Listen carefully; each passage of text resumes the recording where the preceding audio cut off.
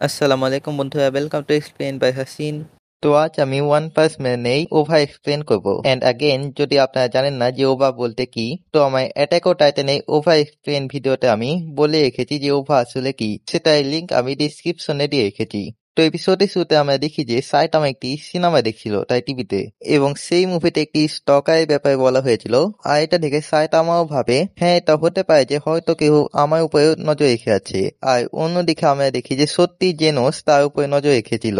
জেনোস এখানে জানার চেষ্টা করছিল যে সাইটামা এত শক্তিশালী কিভাবে হয়েছিল, আর এটা তখনকার ঘটনা যখন জেনোস সাইটামায় ডিসেবল হয়েছিল না। পরের দিন সাইটামা বাইরে ছিল এবং জেনোস তখনও তার পিছু করছিল। সাইটামা এখানে একটি রেস্টুরেন্টের ভিতরে যায়, তবে যখন সে সেখান করা মেনু দেখে তখন সে দেখে সেখান করা খাবার অনেক দামি ছিল। তবে তাও সে একটি কম দামি ফ্রেঞ্চ ফ্রাই অর্ডার দেয়, এবং জেনোস সেই ফ্রেঞ্চ ফ্রাই গুলোকে দেখে ভাবে হয়তো এই ফ্রেঞ্চ ফ্রাই খেয়ে সাইটামা এত শক্তিশালী হয়েছে। তাই যখন সাইটামা ওয়াশরুমে গেছিল তখন জেনোস সাইটামা একটি ফ্রেঞ্চ ফ্রাই চুরি করে নিয়ে যায় এবং সে সেটাকে ল্যাবে পাঠিয়ে দেয় পরীক্ষা করার জন্য। এবং অন্যদিকে সাইটামা যখন ওয়াশরুম থেকে ফিরে তখন সে দেখে যে তার প্লেটে সব থেকে লম্বা ফ্রেঞ্চ ফ্রাইটি মিসিং আছে। তখন সে সেখানকার একটি ওয়েট্রেসকে ডাক দেয় এবং সে তাকে জিজ্ঞাসা করে যে তার প্লেটে যে সব থেকে লম্বা ফ্রেঞ্চ ফ্রাইটি ছিল সেটা কে নিয়েছে। সাইটামা সেই ওয়েট্রেসকে জিজ্ঞাসা করে সেই ফ্রেঞ্চ ফ্রাইটি তুমি খেয়ে নাওনি তো, মানে আমি বলতে চাইছি যে তুমি কি কাউকে দেখেছো এমনটা করতে। তো সেই ওয়েট্রেসটি বলে না স্যার, আমি তো এমনটা কিছু দেখিনি,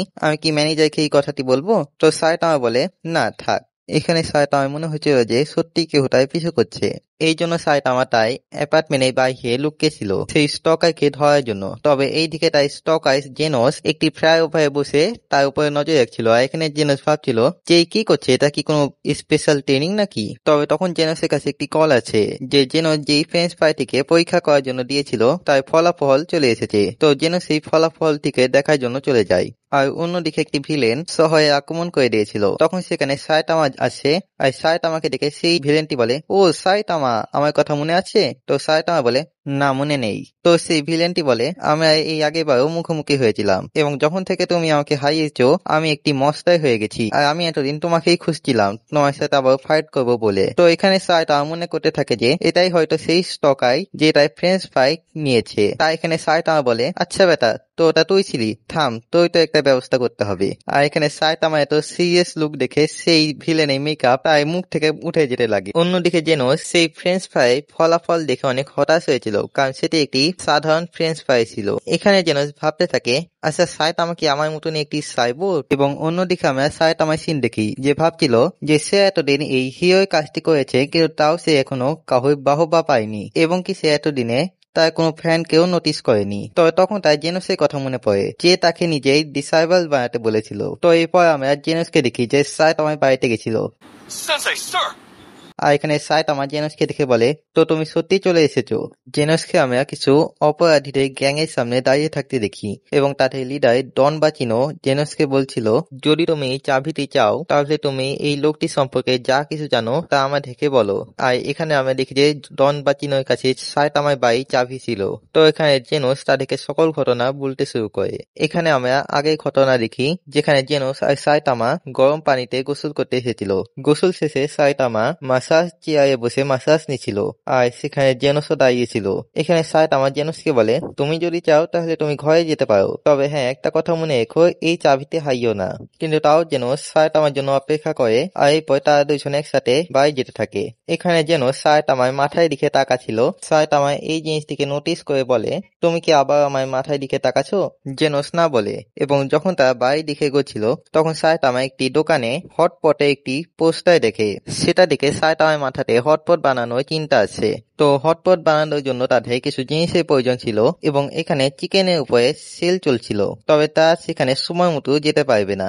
এখানে জেনোস বলে যদি আমরা কাজগুলোকে অর্ধেক অর্ধেক করে ভাগ করে নিই তাহলে আমরা সময় মতো সেখানে পৌঁছাতে পারবো। তো এখানে জেনোস চিকেন কেনার জন্য চলে যায়, এবং পথে তার কাছে একটি মস্তার এলার্ট আছে। তো সে প্রথমে সেই মস্তাটিকে মেরে দেয়, এরপর সে চিকেন কিনতে যায়। তবে তার সেখানে পৌঁছাতে পৌঁছাতে সকল চিকেন বিক্রি হয়ে গেছিল। এখানে জেনোস সেখানকার এক কর্মচারীকে বলছিল আমি তো একটু লেট করেছি আসতে, এই মধ্যেই সকল চিকেন বিক্রি হয়ে গেল। তো সেই কর্মচারীটি বলে স্যার দেখুন এটি একটি লিমিটেড সেল, এই জন্য এত তাড়াতাড়ি সেই মাংসগুলি বিক্রি হয়ে গেছে, দুঃখিত কিন্তু আমি আপনাকে কোনো সাহায্য করতে পারবো না। এখানে ডন বাচিনো বলে, এই বেকার কথাগুলো বাদ দাও এবং তুমি আমাকে এটা বলো যে তুমি এই লোকটিকে কিভাবে চিনো যে টাইফুন ফ্যামিলি 2 নাম্বার মেম্বার। তো জেনোস তার গল্পটিকে কন্টিনিউ করে এবং সে বলে, যখন আমি সেখানে মাংস পেলাম না তখন আমি অন্য একটি সুপার মার্কেটে গেছিলাম। তবে সেখানে গিয়ে আমি দেখি যে সেখানকার সুপার মার্কেট সহ অন্যান্য দোকানগুলো বন্ধ ছিল। তখন জেনোসের পাশে দিয়ে একটি লোক যাচ্ছিল এবং সে তাকে জিজ্ঞাসা করে, আচ্ছা আজ তো এখানে একটি সেল হওয়ার কথা ছিল, তো এই দোকানটা বন্ধ কেন? তো সেই লোকটি বলে, এইসব ডন বা চিনোর কারণে হয়েছে। সে এই গোটা শহরে গুন্ডামি করে বেড়াচ্ছে। শুধু এটাই নয়, সে সকল দোকান থেকে টাকাও নিচ্ছে, এই জন্য বেশিরভাগ দোকানই বন্ধ হয়ে আছে। তো সেই লোকটির অবস্থা খারাপ ছিল এবং সেখানে পড়ে যেতে লাগে। তবে জেনোস তাকে ধরে ফেলে। তবে এই মাঝে জেনোসের হাত থেকে সায়তামায় সেই বাড়ির চাবিটি পড়ে যায় এবং তখন সেই স্থানে ডন বা চিনো চলে আসে। সে সায়তামার ঘরে চাবিটি নিয়ে বলে, যদি তুমি ভাবছো যে এই চাবিটা আমি তোমাকে এমনি এমনি দিয়ে দিব তো তুমি ভুল ভাবছো। এই আগে তোমাকে আমায় প্রশ্নের জবাব দিতে হবে। সিন আবারও বর্তমানে চলে আসে আর এখানে ডন বা চিনো বুঝে যায় যে জেনো সেই লোকটিকে চিনে না এবং সে টাইফুনের কোনো ফ্যামিলি মেম্বারকেও চিনে না। ডন বা চিনো এখানে বলে, তো তুমি এতক্ষণ আমাদের টাইম ওয়েস্ট করছিলে? তোমার ভিতরে কি লজ্জা শরম বলতে কিছু আছে? তুমি চিনো আমার থেকে? আমরা হচ্ছি এস র্যাঙ্কের ক্রিমিনাল। এবং এটা শুনে জেনোস বুঝে যায় যে এই লোকগুলো কোনো ভালো মানুষ না এবং তা এত সহজে সেই চাবিটিকে ফেরতও দিবে না। তো এখানে ডন বা চিনোর লোকজন জেনোসের উপরে গুলি করতে শুরু করে। তবে এইসব গোলাগুলিতে জেনোসের কোনো প্রভাব পড়ছিল না। আর এখানে জেনোস বলে, এতক্ষণ আমি তোমাদেরকে সাধারণ মানুষ ভেবে ইগনোর করছিলাম, তবে এখন আমি তোমাদের নির্বিধায় মারতে পারবো। তো জেনোস এখানে খুবই পাওয়ারফুল অ্যাটাক করে। সেই গুন্ডাগুলোর অবস্থা অনেক খারাপ হয়ে গেছিল, তবে জেনোস তাদেরকে জ্যান্ত ছেড়ে দেয়। আর এখানে আমরা দেখি যে জেনোসের সকল কথাগুলো সাইট আমাকে বলছিল। আর এখানে জেনোস বলে, তবে আসার পথে আমি এই মাংসগুলো কিনে এনেছি। আর সাইট আমার সেই মাংসগুলো দেখে বলে, ভাই তুমি এগুলো কোত্থেকে কিনেছো? অনেক দামি মনে হচ্ছে তো দেখে।